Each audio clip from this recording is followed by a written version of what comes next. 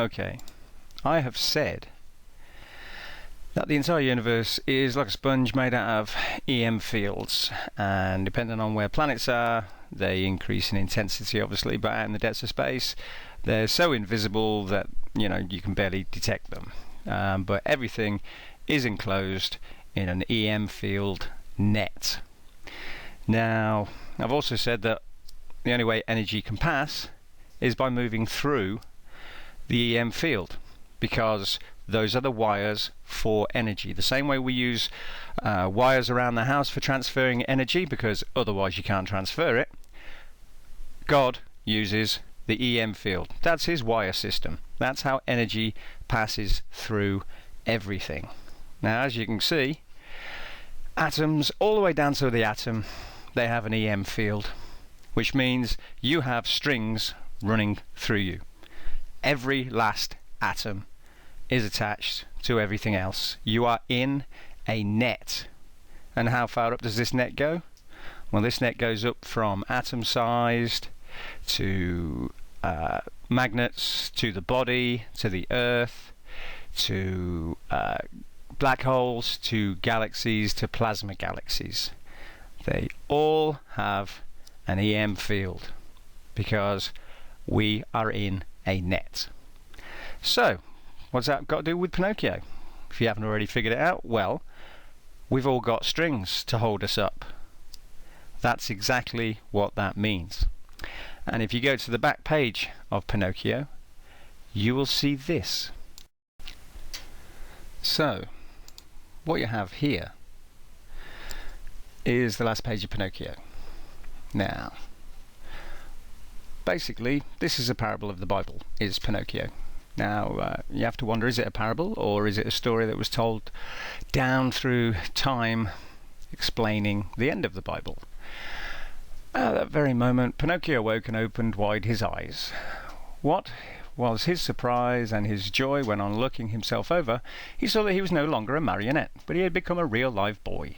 He looked all about him, and instead of the usual walls of straw, he found himself in a beautifully furnished little room, the prettiest he had ever seen. In a twinkling he jumped down from his bed to look on the chair standing near. There he found a new suit, a new bat, and a pair of shoes. As soon as he was dressed, he put his hands in his pockets and pulled out a little leather purse, in which were written the following words: "The fairy with azure hair returns 50 pennies to her dear Pinocchio with many thanks for his kind heart." The marionette opened the purse to find the money, and behold, there were 50 coins. So far we've got somebody who wakes up in a beautiful place with new clothes for themselves. Then we find that he's given, instead of receiving 50 pennies back, he gets 100 times the amount he gave, which again is in the Bible, and when you get to heaven you will get 100 times at least what you gave, is what we are told. Nothing wrong with that number, and there it is. Then Pinocchio ran to the mirror. He hardly recognized himself. The bright face of a tall boy looked at him with wide-awake blue eyes, dark brown hair, and happy smiling lips. Surrounded by so much splendor, the marionette hardly knew what he was doing. He rubbed his eyes 2 or 3 times, wondering if he was still asleep or awake, and decided he must be awake. Asleep or awake, huh? The Bible also says, when we finally wake up, we will realize that this was the dream, and that the real life is about to begin. "And where is father?" he cried suddenly, as we all will. He ran into the next room, and there stood Geppetto, grown years younger overnight. How very strange, because God is not old looking. He's brand new, because he is energy. And span in his new clothes and gay as a lark in the morning, he was once more Maestro Geppetto, the woodcarver, hard at work on a lovely picture frame, decorating it with flowers and leaves and heads of animals. "Father, father, what has happened? Tell me if you can," cried Pinocchio, as he ran and jumped on his father's neck. "This sudden change in our house is all your doing, my dear Pinocchio. What will I do with it?" "Just this. When bad boys become good and kind, they have the power of making their homes gay and new with happiness. Again, sinners becoming real people. good people, kind people, by following God's laws, obviously. I wonder where the old Pinocchio of wood has hidden himself. There he is, answered Geppetto, and he pointed to a large marionette leaning against the chair, head turned to one side, arms hanging limp, and legs twisted beneath him. After a long, long look, Pinocchio said to himself with great content, how ridiculous I was as a marionette, and how happy I am now I have become a real boy. So where's the carbon-covered life forms? Well, God says they're outside. And we will go and we will have a long, long look at everybody outside the kingdom, and we will think how ridiculous it was that people thought that way, and how happy we are to be real boys.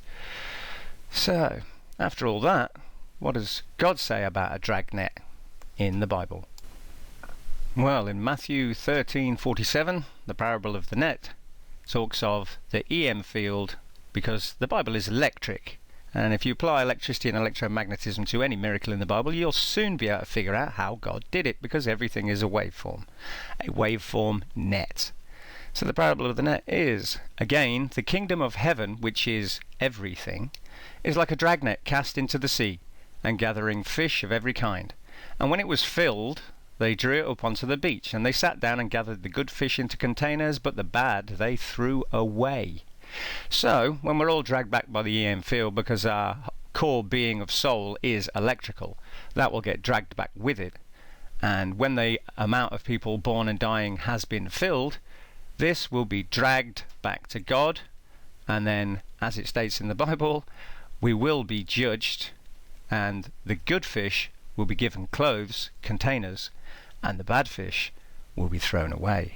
So, again, you can either believe that I don't know what I'm talking about, but everything else that I've said about this waveform that God showed me has come true. Just go watch my Sun series if you don't believe that, how X-flares and all other things are made. So, this again is just throwing several evidences together that point towards an EM field collapse when we all get pulled back to God. Thank you.